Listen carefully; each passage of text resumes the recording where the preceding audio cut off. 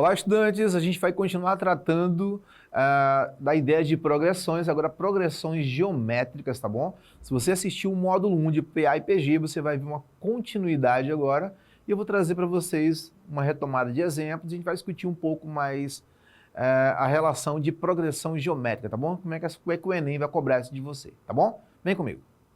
Bem, a gente vai olhar aqui para a ideia da progressão e a gente vai entender que essa progressão em PG ela traz a ideia de números não nulos, né? Na qual a gente tem, a partir do segundo termo, o quociente da divisão de cada termo pelo seu precedente é constante. Professor, como assim, professor? Imagina uma relação de uma PG onde você tem multiplicação ou divisão. Fica a dica, tá bom?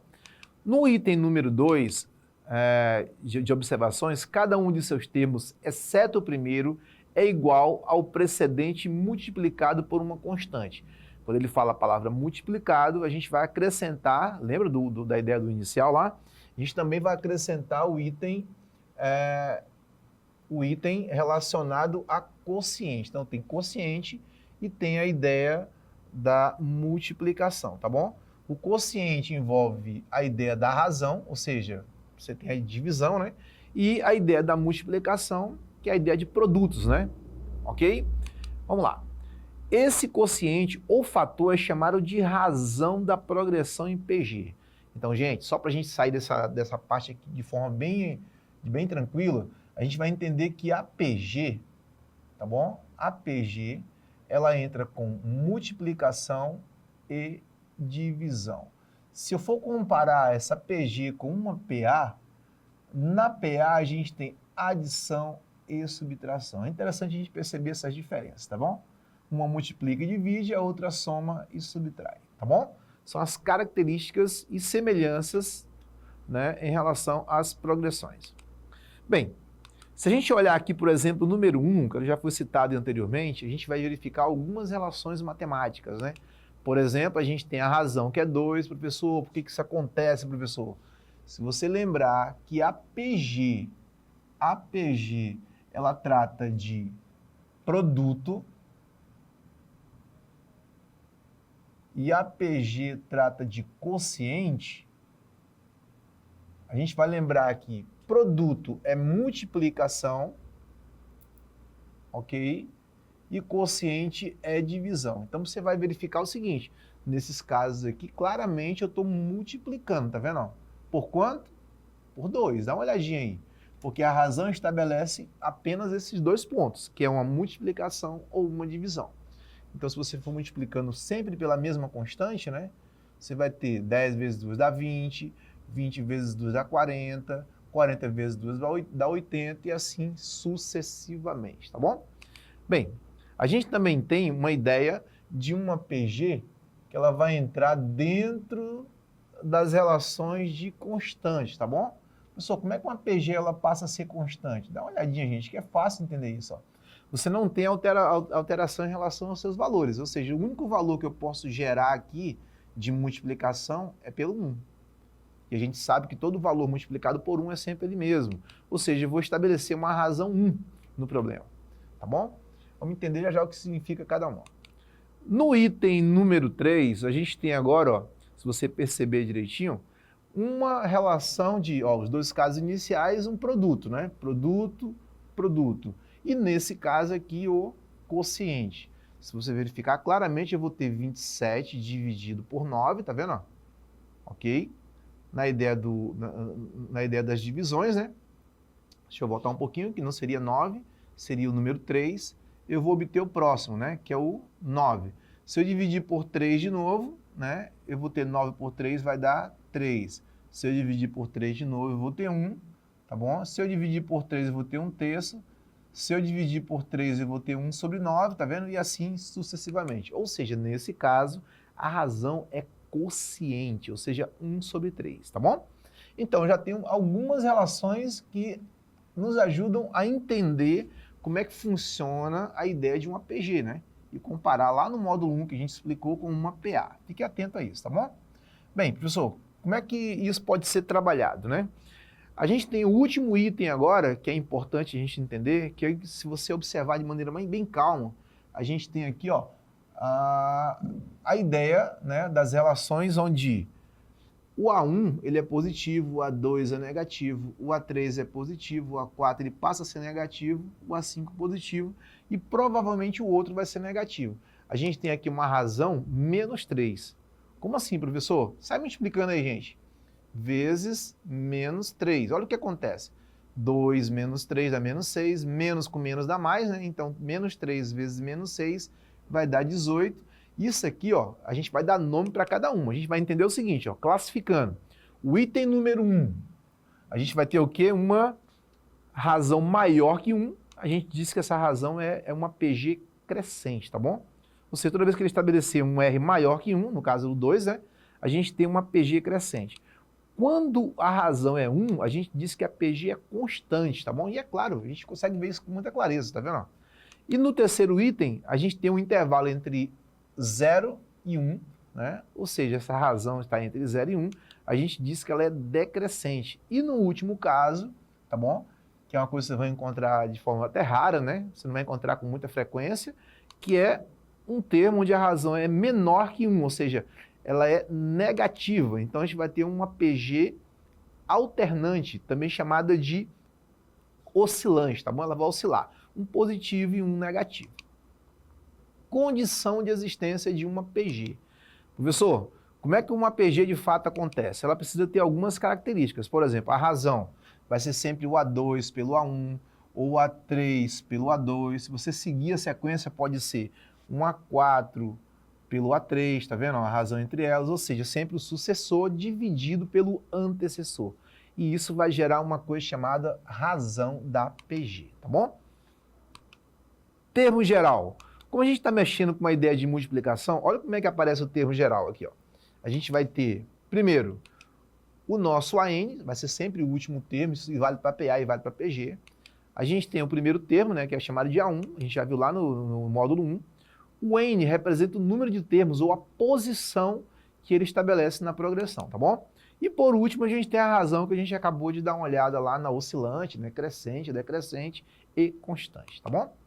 Exemplo para a gente praticar um pouquinho. Considere a sequência numérica cujo termo geral é dado pelo AN igual a elevado a 1 menos 3N, para N maior ou igual a 1. Essa sequência numérica é uma progressão?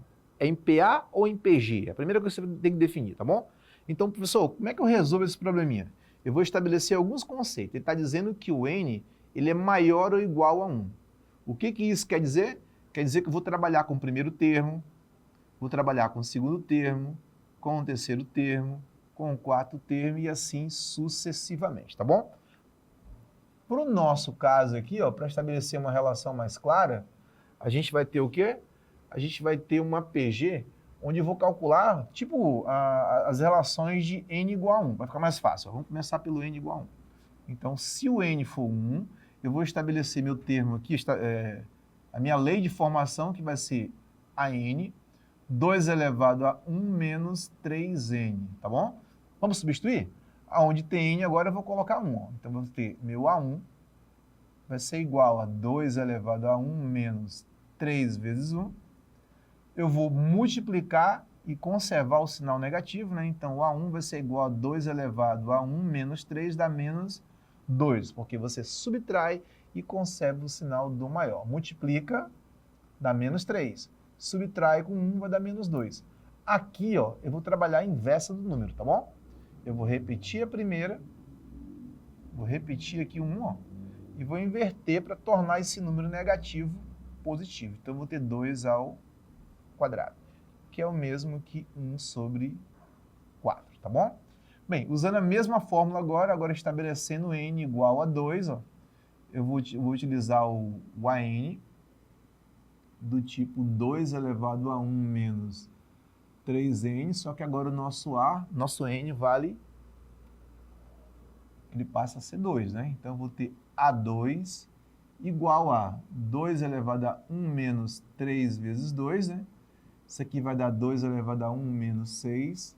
Isso aqui é o mesmo que 2 elevado a menos 5. De novo, eu vou inverter essa fração e vou obter um segundo termo igual a 1 sobre o 2 à quinta. Gente, dá uma olhadinha aqui na observação. 2 à quinta é o mesmo que o 2 multiplicado por ele mesmo 5 vezes, tá bom? Isso aqui vai dar 4, 8, 16, 32, ou seja, eu vou ter o mesmo que 1 sobre 32. Olha como é que fica, tá bom? Então, eu já tenho o meu A1, que é 1/4, e tenho meu A2. Aí eu vou lá para o que eu quero, ó. Se eu observar direitinho, eu vou identificar. Essa relação ela tem um aumento aí de fração, de uma fração em multiplicação. Ok, se é uma fração em multiplicação, a gente viu lá atrás que a PA é só adição e subtração. Se não tem multiplicação, a PA está fora. Eu já vou cancelar a letra D e a letra E. Fique apenas com A, B e C, porque é uma APG, tá bom?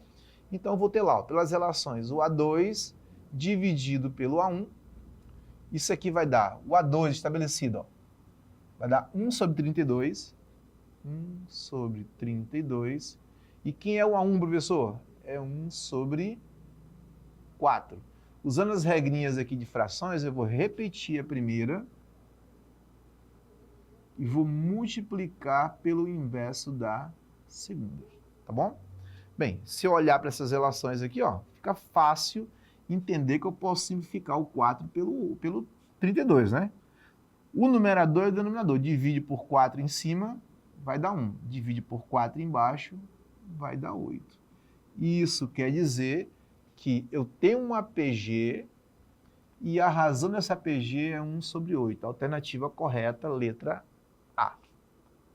Ok? Bem, pessoal, a gente vai já trabalhar agora uma relação matemática, onde vai envolver agora uma aplicação dessa questão no Enem, tá bom? Então vamos verificar como é que isso vai aparecer no Enem pra gente. Vamos lá. Enem 2020. Gente, olha que legal.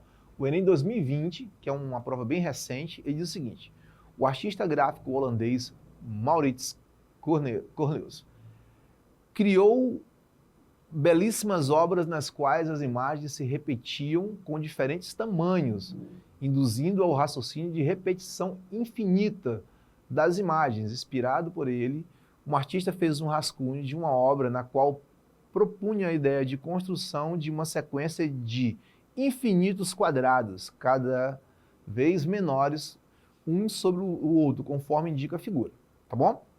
Bem, o quadro PRST, com o lado de medida 1 e o ponto de partida, o segundo quadrado é constante sobre tomando-se o pontos em média, né? Se o ponto em média nas bases do quadrado anterior e criando-se um novo quadrado, cujo lado corresponde à metade dessa base. Olha a palavrinha aqui, ó, metade dessa base. Essa sequência, ok, de construção se repete recursivamente. Aí ele bota aqui a informação e bota o nosso gráfico. É importante perceber que o gráfico tem algumas características. Por exemplo, se ele está dizendo que a ideia da metade, a metade entra na questão do quociente. A gente já viu anteriormente que a PG, ela trata apenas de 2 pontos, que é o produto, que é a multiplicação, tá bom? E do quociente, que representa a divisão, tá bom? Se ele usa a palavra metade, então nós já temos uma PG, né? Tudo bem? Se eu tenho uma PG, eu começo a olhar para os meus quadrados aqui, ó, né, de unidade 1 em todos os lados, né? E eu vou montar minha PG assim, gente, ó, dá uma olhada como fica legal. O 1 seria a primeira, né? Porque eu sei que a relação é de lados, né? Que ele só quer a relação de lados, né? É 1. No segundo ponto é a metade. Qual é a metade de 1? Meio. Qual é a metade da metade, gente? A quarta parte. E a metade da quarta parte, aí você tem, ó, 1 sobre 8, e assim sucessivamente, tá bom? Ok? Eu tenho aí uma PG, se a gente olhar direitinho, né, decrescente, porque a razão vai estar entre 0 e 1, tá bom? Vamos lá. Deixa eu preencher aqui os comandinhos, né, ficaram um pouco apagadinhos, aqui vai aparecer o 2. Deixa eu colocar aqui, gente, ao lado. Então eu tenho meio elevado a 99, tá? Embaixo também é meio elevado a 98, tá, gente? As informações aqui. Se está aparecendo para vocês aí. Se não tiver, eu estou dando um ajustezinho aqui. Pronto, 98. Tá bom? E o restante dá para ver, a D e a letra E. Qual é a medida do lado do centésimo? Gente, quem é o centésimo quadrado? Se a gente vai adquirindo os valores, já sei que eu estou atrás do A100, né? Olha aí, ó. Estou atrás do A100, que é o centésimo termo. Essa é a pergunta. Quem é o centésimo termo? De acordo com esse padrão. Aí eu vou lá no termo geral. O que diz o termo geral? O termo geral vai ser o A1, que multiplica a razão, n menos 1. Aí, olhou para o probleminha, já sei que meu padrão de MPA é essa aqui, ó, que a gente já viu, até montou no slide anterior. Eu tenho 1, meio, 1/4 e assim sucessivamente, ok? Professor, o que é a razão, professor? A razão vai ser o A2 dividido pelo A1. Ou seja, o A2 vai ser 1 meio e o A1 vai ser 1. Repete a primeira e multiplica pelo inverso da segunda, ou seja, 1 vezes 1 é ele mesmo, tá, gente? Ou seja, a razão vale meio. Agora vamos substituir? Substituindo no probleminha, eu vou obter o seguinte, ó.